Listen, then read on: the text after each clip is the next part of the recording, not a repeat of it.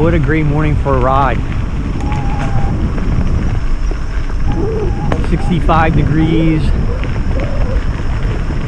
early September, no humidity.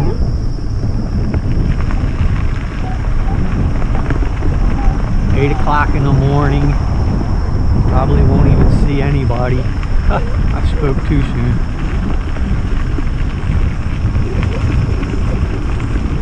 Morning.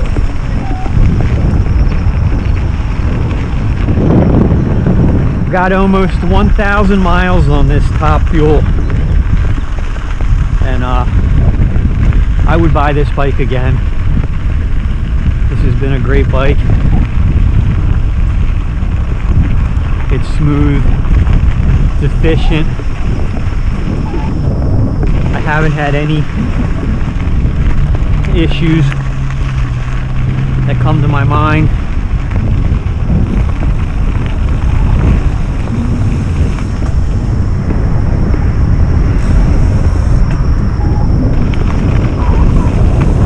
I did, however, out of personal preference, decided to change the handlebars, and I was having issues in my left hand, back of my hand and wrist. I was getting pain. I think it was from all the, you know,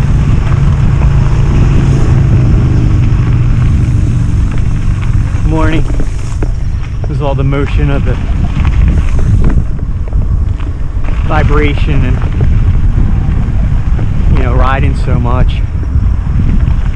So the bars that come with it were 15 mil rise, which is pretty flat.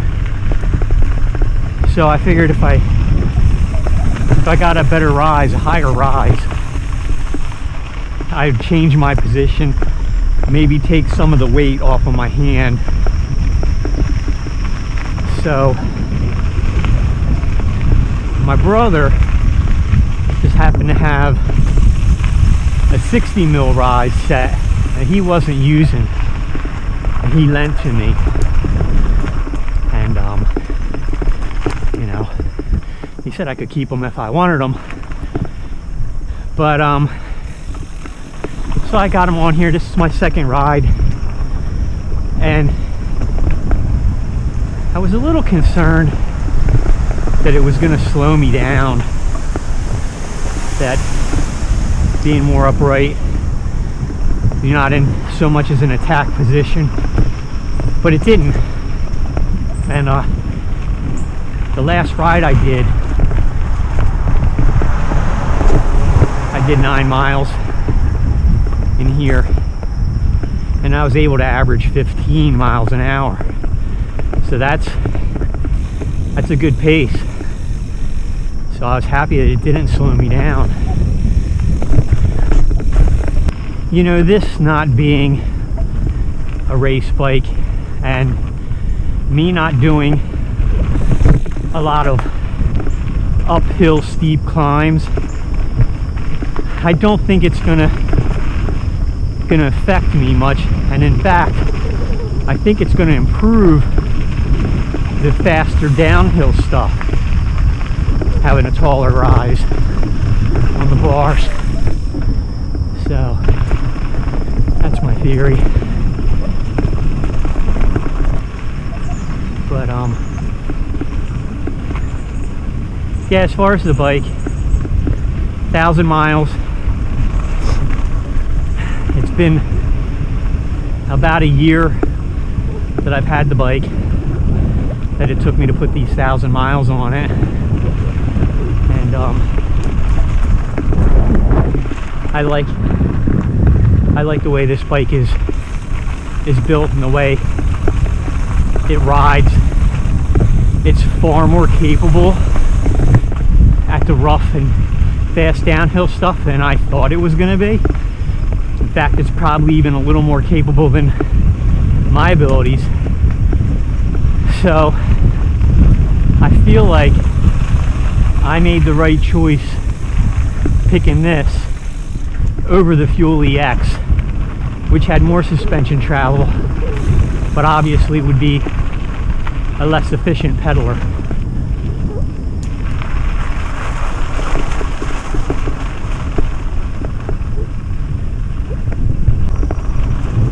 I get to see so much more area, you know, running at 13, 14, 15 miles an hour. You know, I can cover miles, whereas running, I couldn't. Not to mention the wear and tear on the knees.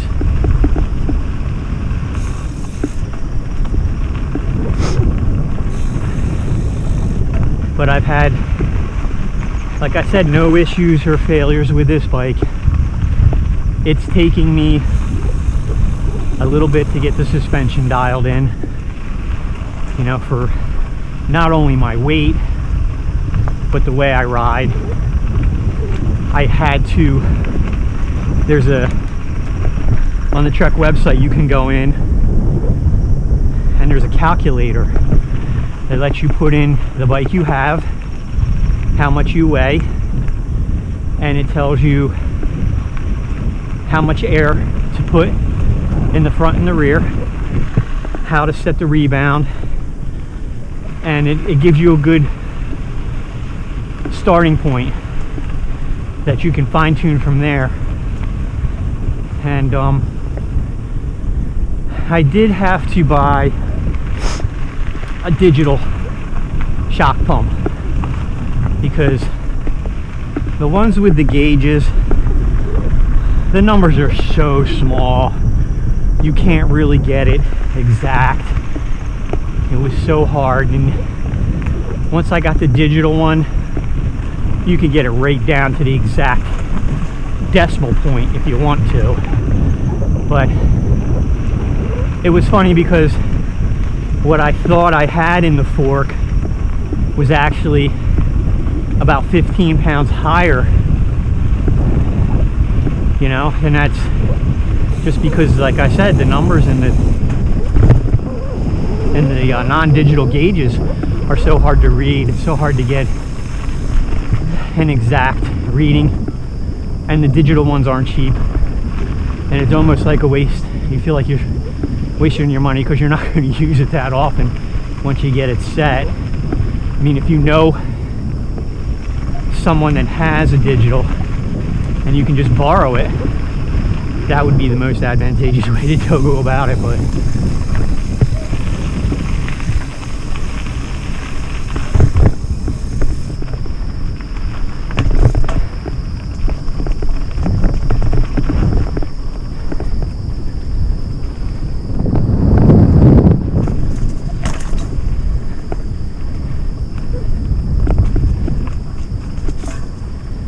so now, my next decision is going to be the width of the bars, because the ones that came with the bike, I think they were 785s, if I'm not mistaken, and my brother had cut these down. I think they're around like 740 or 750. And when I first got them, I was like, oh, they're so thin. I don't know if I'm gonna like this. I feel like I'm gonna be losing control. Because, you know, with a 29-inch wheel, you need a little more leverage than you do with a 26.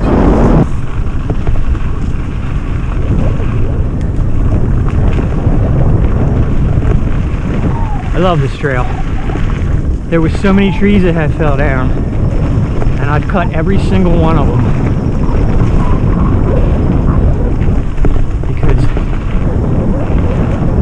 to stop and lift your bike over a tree, it's not fun. Like, this one was huge. This one was huge. That was big.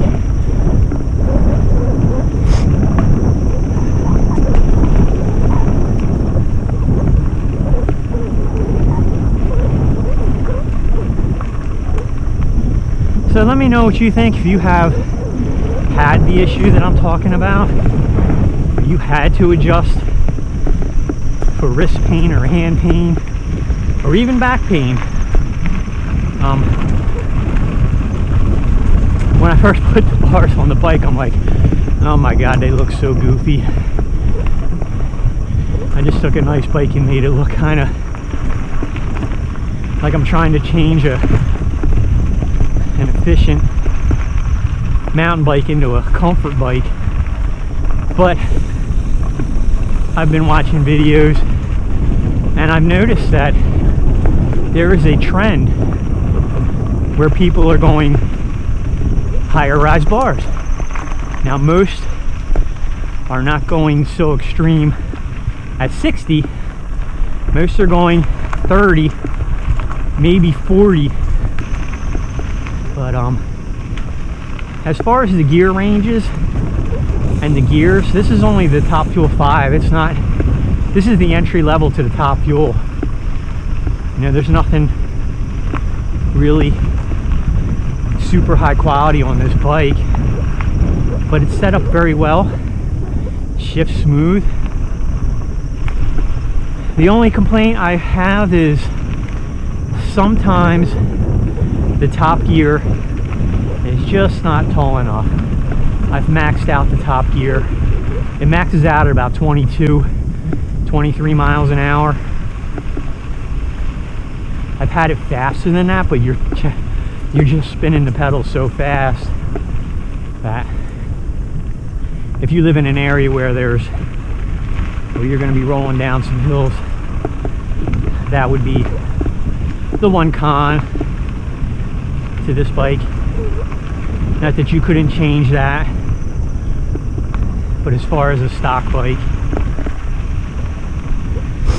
if you watch my other videos, you know that I did not choose the stock tires on this bike. They came with the Trek Team Issue XR4s, and I had the bike shop switch them at no charge to the XR2s, which were less aggressive and faster rolling.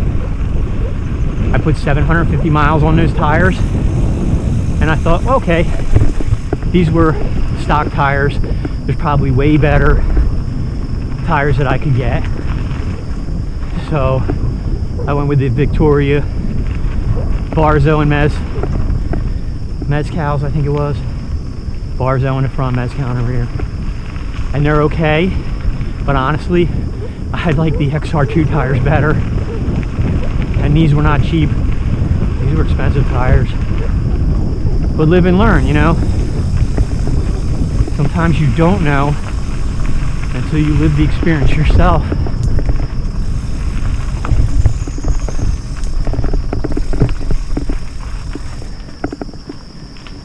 Oh. The brakes are good. They're not too touchy, which is fine for me.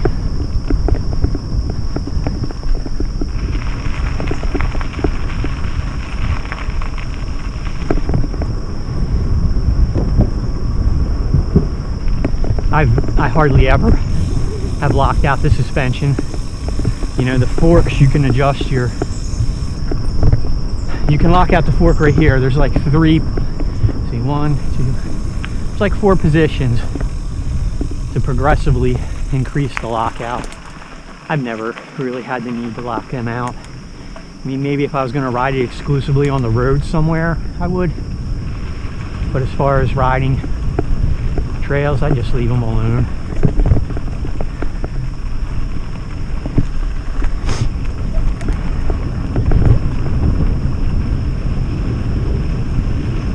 And the rear is kind of difficult to lock out because you gotta reach down there and find it. So that's not something that's easy to do on the fly. It's all the way down here. In fact, it's on this side.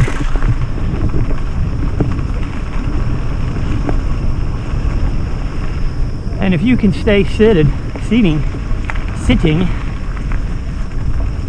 the suspension stays pretty good for most conditions. It's only when you stand up and start, you know, like hammering on the pedals that you get that bob going.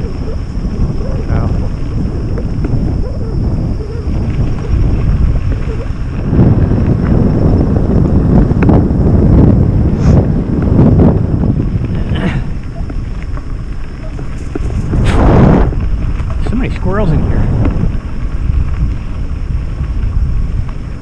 I was hoping to see something cool today.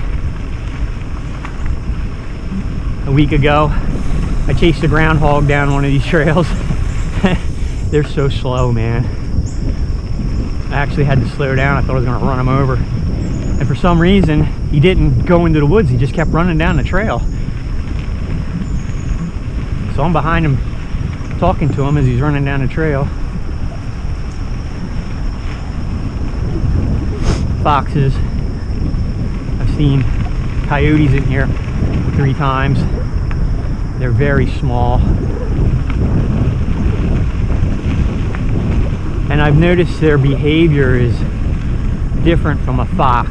When you come across them, they're pretty fast. They will run down the trail till you can't see them before they jump into the woods. They're kind of sneaky like that. Whereas a fox will just immediately almost go into the woods. Coming up behind you. Coming up behind you. Coming up behind you. People put earphones in. You could have a freaking air horn, they wouldn't hear you.